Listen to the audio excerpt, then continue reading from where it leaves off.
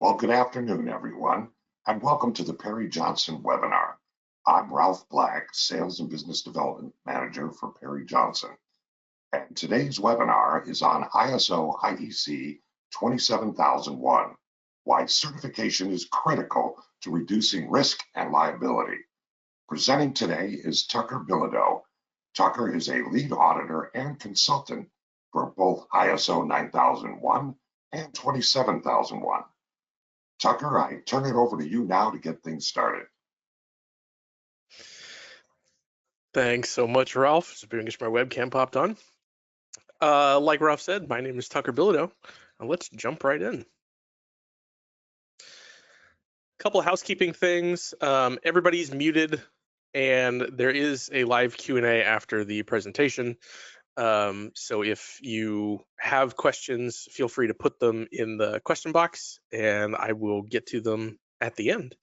You can also reach out to pji@pji.com for any issues or questions that we don't get to answer here. Only other thing I think is forgive the apartment in the background, but let's roll. So the purpose of the webinar is to show you what ISO 27001 is and how it helps you. ISO 27001 defines the information security management system, and it's the systematic approach to managing sensitive organization information so that it remains secure. It includes people, processes, and IT frameworks by applying a risk management framework. That's the biggest thing, is risk management.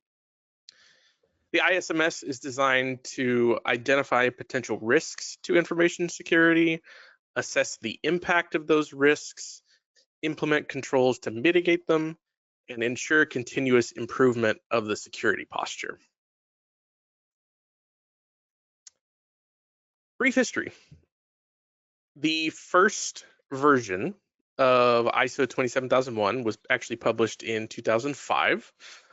It's based off of the BS 7799 framework, and if you Google those, you will see that BS 7799-1 later became ISO 27002, which are all of the specific controls to implement.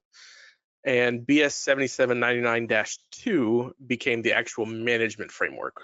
This is specifically what later became ISO 27001. Like I said, it's the first version that was published in 2005. It introduced the Plan, Do, Check, Act cycle for information security, included 133 controls in 11 domains, emphasized risk assessment and treatment as core components, and required organizations to define their statement of applicability, so what the ISMS actually covers for the organization. The second version, published in 2013, shifted the focus from the Plan, Do, Check, Act cycle to more of a risk-based approach. It aligned the standard with ISO Annex SL, which we'll talk about later, making it compatible with other management system standards like ISO 9001 or 14001, plenty of other ones. It reduced the number of controls from 133 to 114 and reorganized those controls into 14 domains. It emphasized the leadership and top management's role in the ISMS, included new topics like supplier relationships, cryptography, asset management, that kind of thing. It improved emphasis on performance evaluation and continuous improvement, and strengthened the requirements for business continuity in case anything happened. So that brings us up to 27001 version 2022, which is the current version. It further aligned the standard with Annex SL, making integration with other ISO standards even easier. It merged and revised controls from 114 down to 93 and reorganized those controls into 4 domains down from 14, which makes it way easier to remember. It also included new controls for things like threat intelligence, cloud security, data leakage prevention, monitor activities, and web filtering. And finally, it updated the language to make it more technology neutral and future-proof. So the format of the standard is just like a lot of the ISO standards you've hopefully have seen. I do a lot of ISO 9001 auditing, so it goes great with that. There are 10 clauses, and then 27001 has the Annex A controls with it. Basically, clauses 1 through 3 are definitions and references, and clauses 4 through 10 are the actual standard. So the overview of those, clause 4 has the organization define their context. So how does the organization plan to address information security? Clause 5 is about leadership. So how does the leadership of the organization plan to be involved in information security? Clause 6 is all about planning and risk assessment. So how does the organization assess and treat risks? What are the objectives of the ISMS? What problem are you trying to solve, basically? Clause 7 is all about support. What kind of support the organization is willing to invest in information security, and how are they going to do that? Clause 8 is the actual implementation processes. The Annex A controls go a lot together with this, but it's all about operation. So how is information security risk and treatment implemented by the organization?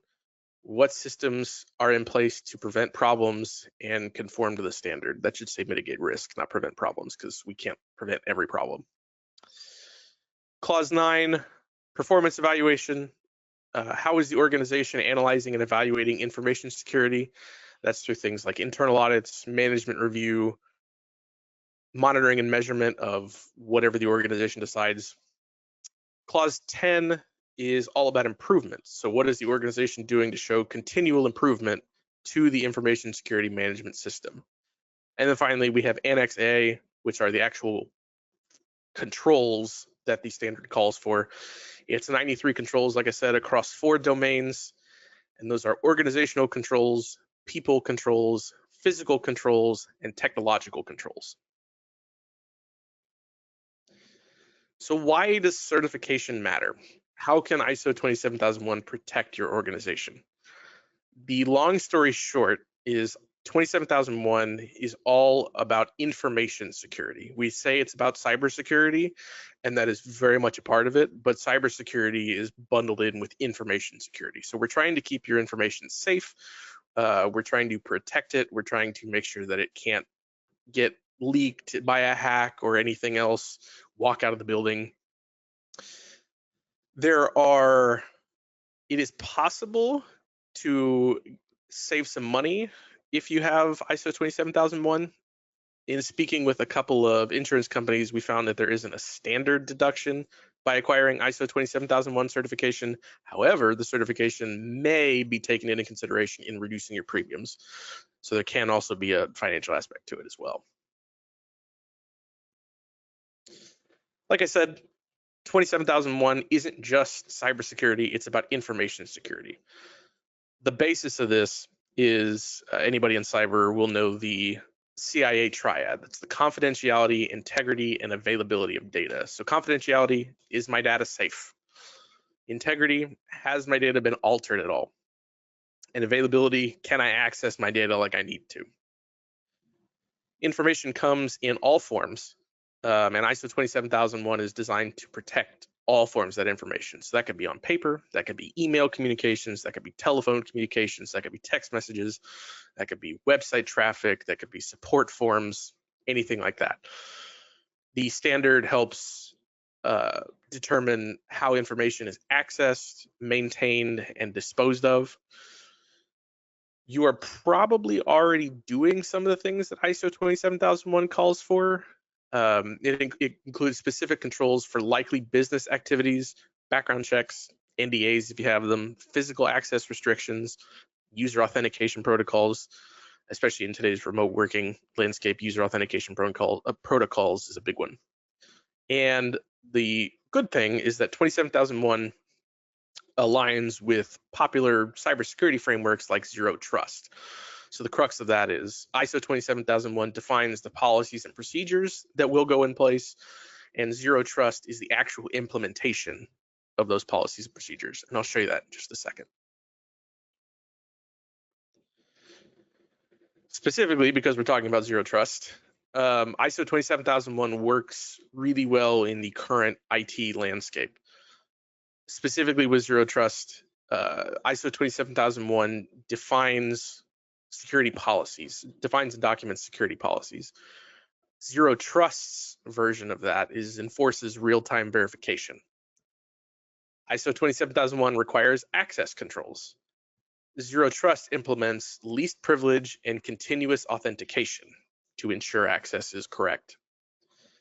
ISO 27001 mandates risk assessment. Zero Trust applies adaptive risk-based access control. ISO 27001 includes monitoring requirements, and Zero Trust provides continuous monitoring and anomaly detection. So a specific example would be the ISO 27001 policy would be something like all employees must use multi-factor authentication, or MFA. And the specific implementation for Zero Trust would be context-aware MFA. So that would require additional verification if a user logs in from an unknown location.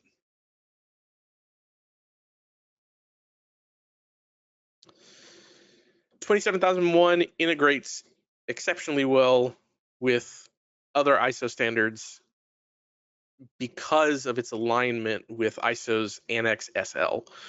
So you can see the subtitle there, streamlining compliance with a unified registration process using ISO Annex SL. So let's look at that. ISO standards are unified, like I said, through Annex SL, and it's how we currently format and understand a good chunk of the standards. So what Annex SL does is it ensures a common structure, terminology, and core text across all the possible management systems, eases organizations into certification integration. So if you're doing, we'll see this in a second, but if you're doing 9001 and 27001, you can look at the table there to the right and see how the clauses of the standard match up.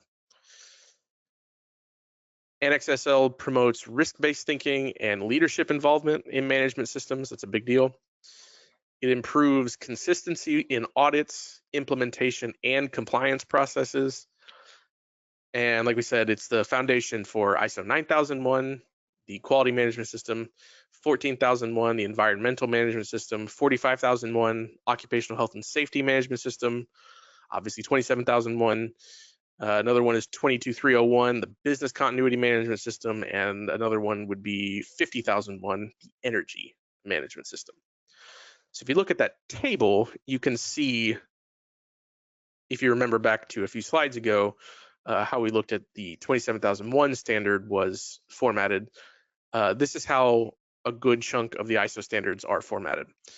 The first three are the scope, normative references, and terms and definitions. That's pretty much the same for all the standards. Clause 4 is the context for any standard. Understanding internal and external factors, stakeholders, and scope. Leadership is clause 5, determines top management responsibilities and commitments. Planning, risk management, opportunities, and setting objectives. Support, clause 7, resource allocation, training, communication, and documentation. Clause 8 is operation, execution of planned activities, and risk controls. So that's the actual implementation part of pretty much all the standards. Performance evaluation, things like internal audits, monitoring, and management reviews. And the last one, clause 10, is improvement, continual improvement, and corrective action. So if something goes wrong, we want to figure out what happened and fix that procedural issue so that it doesn't happen again. ISO 27001 integrates with other standards and allows organizations to build a unified management system. Sometimes you'll see that as an integrated management system. Requires top management involvement, like we said. Aligns risk-based thinking with other ISO standards. Reduces duplication in policies, audits, and training. It simplifies certification and audits for multiple ISO standards. And it also enables cross-functional collaboration between different departments. So an example here would be if an organization wants to integrate 9001, 14001, and 27001, the organization can use Annex SL to combine policies and procedures under, and this is not everything, but this is a overview of this. Leadership commitment, clause 5, so one unified policy for management oversight of the entire system. Risk management, a single framework covering quality, environmental, and information security risks. Training and awareness, employees can be trained once on multiple ISO requirements. And internal audits, one integrated audit plan covering all 3 standards. Before I go on, I just want to remind you that if you have any questions, throw them in that question box and we'll get to them at the end. The last, not the last thing, one of the last things I want to go over is the Annex A controls. So this is how 27001 stands out from other standards in that it specifies specific things that an organization is supposed to do to conform to the standard. We said there are 4 groups of these: organizational controls, people controls, physical controls, and technological controls.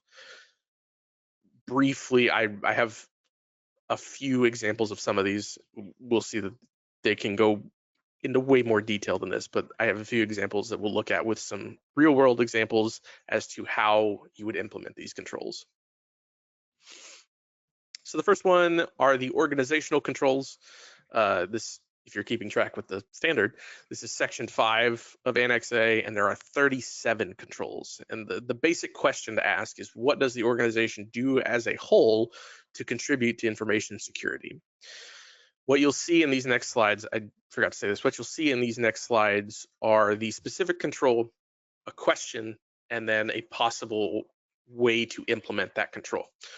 The question is what I would use, or what anyone would use, but because I audit and consult for 27001, these are the kinds of questions that I'm trying to get answers to figure out what the business is already doing, what they need to do, that kind of thing. So the first control, 5.3, the segregation of duties. So what are specific people supposed to do? That can be accomplished through job descriptions, org charts, that kind of thing. Control 5.9 is asset inventory. So what does the company own and who has it? You can implement that with barcodes, asset tracking systems, that kind of thing. Control 5.23, information security for the use of cloud services. So how are cloud services used and how do they fit within the ISMS?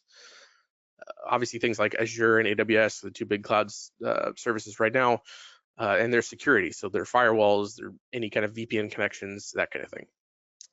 Another one would be control 5.29, information security during a disruption. So how does the organization maintain information security during a disruption? Things like power outages, natural disasters, hacks. There's another control we'll see later that sort of ties into this one. Another example could be 5.26, response to information security incidents. So how does the organization respond to security incidents? That can be through software like a SIEM or a SOAR. It could be things like accident reports or security reports or something like that. Some kind of documentation, just to show a way that the organization responds to security incidents. The next section, section 6, are people controls, and there are 8 of them. How are the organization's people involved in information security? Control 6.1 is screening. Does the organization conduct background checks?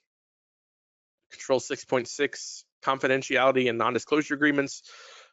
Does the organization have a confidentiality agreement or an NDA? Those are for things like protecting proprietary information and personally identifying information, or PII, if you've seen that. Control 6.7 covers remote working. Do remote workers have proper security protocols in place? That can be through VPN usage, that can be through token authorization. You name it, there's a million ways to get remote workers on board. Section 7, there are 14 physical controls. So how does the organization execute physical security of its facilities? Remember I said 27001 is not just cybersecurity. Control 7.2 is physical entry. Does the organization have entry controls and secure area access controls? So things like locks on doors, key card access, key fob access, that kind of stuff. Control 7.4, physical security monitoring. Does the organization monitor for unauthorized physical access? The simple solution to that would be a full security system with security cameras, motion sensors, those kinds of things. Control 7.11, supporting utilities, which is an interesting one. Does the organization have protection from power failures or other disruptions by normal building utilities? So this can be UPS or battery backups for power failures. It can be evacuation procedures for something like a gas leak. It could be shelter-in-place procedures for a natural disaster like a tornado or a hurricane. Control 7.13, equipment maintenance. Does the organization have normal maintenance to ensure availability, integrity, and confidentiality of information? Things like patching systems or building maintenance or signage. This is the server room on the big sign, so people know if you can't go in there, don't go in there. The final section, section 8, is all of the technological controls, and there are 34 of them. We're not going to go over all 34, don't worry. So how does the organization's technology stack contribute to information security? 8.1 is user endpoint devices. Does the organization have endpoint security solutions in place? Things like antivirus solutions or a firewall or XDR solutions. Control 8.9, configuration management. Does the organization maintain configuration of different devices? This can be things like Windows group policy. This can be firewall device settings, backups, those kinds of things. Control 8.12, data leakage prevention. Does the organization restrict data transmission for sensitive information? This can be through things like air gapping or outbound firewall rules, making sure information stays where it's supposed to or is only going where it's supposed to. A big one that everybody likes to talk about nowadays, 8.13 is information backup. Does the organization regularly back up information and maintain those backups? We're talking physical or cloud-based backups. To conform to 27001, there's got to be some kind of backup procedure in place. Some more technological controls. Network security, 8.20. Does the organization have its networks properly secured? That's through MAC address filtering, strong Wi-Fi encryption and passwords, use of a radius server, zero trust policies. There's a million different ways to skin the cat of network security, but is network security addressed? 8.23 is web filtering. So does the organization filter web traffic to prevent exposure to malicious content? This can be through DNS filtering, IP filtering, URL filtering, same kind of thing. There's different ways to do this. Both controls 825 and 828 talk about secure development and secure coding. So essentially, does the organization adhere to secure development practices? A big one is the OWASP secure coding practices template, things like threat modeling. Control 8.31, separation of development, test, and production environments. So does the organization properly separate out different environments and secure them? The biggest thing here is don't test in production. Good things never happen. A couple more that aren't listed on here, but are just good things to think about. Let's see, 8.24 is the use of cryptography.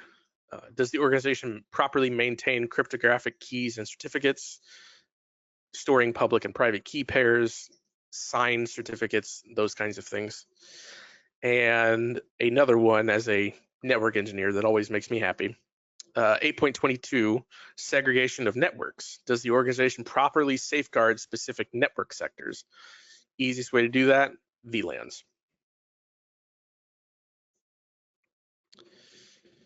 So there's some in general for ISO standards, but especially for 27001, there's some implementation best practices. The importance of choosing a firm experienced in ISO management systems. You obviously don't want to get somebody who says, we can secure you in cybersecurity, and then says something about ISO 27001 that's not actually implementing the correct controls. So what to look for in a consulting firm? The biggest thing here is, like it says on the screen, implementing a new set of requirements can have its challenges. Requirements can seem vague, and a good consultant can save your company time, aggravation, and money in the long run. Some qualities that I would look for in a firm. The best candidate to assist you on this journey is to engage a firm that specializes in implementing ISO standards. The firm will ideally have consultants that specialize in 27001. Consultants really should have some kind of experience implementing ISO 9001 or other ISO standards because the standards clauses align so closely, and also have experience integrating these systems. And to save your company time and money to achieve certification quickly, ideally the consulting firm would take you from start to finish, basically an A to Z program, from doing something like a gap analysis to setting up policies and procedures to doing your first internal audit, that kind of thing. And that's all I got. So I would ask at this point if there are any questions. You are welcome to pop them in the chat box. Short and sweet, but I hope it was to the point.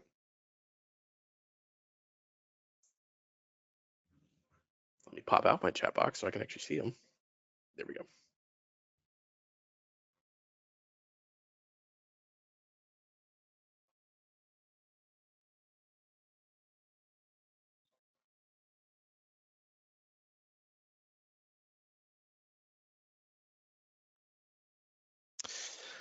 A question that I have seen come up is, what about things like penetration testing? So the important thing to remember about penetration testing is really that it's to test your implementation of a security system. So ISO 27001, like we have said, defines security policies and procedures, and a penetration test will show conformance to those policies and procedures. A simple thing would be like if you go through a pen test or even just a basic vulnerability scan and you've got open ports somewhere. Well, do your security procedures show that those ports should be open? If not, then there's a conformance issue. If they are supposed to be open, then in theory, you conform to 27001.